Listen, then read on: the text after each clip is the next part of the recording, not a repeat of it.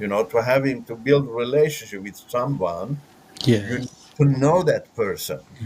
It just made sense to me in every way. It was really amazing to me, and that encouraged me really to be persistent in reading the gospel, and especially reading, the letters of Paul. They were just amazing. I finished the gospel for the first time. I lost the God of Islam. I discovered that all other gods are man-made God. They cannot be real God. They, the true God should be personal.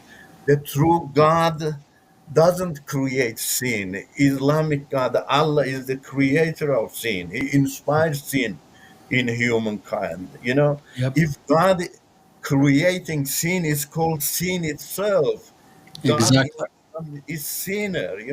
Yeah. Do I want to follow a sinner? Yeah.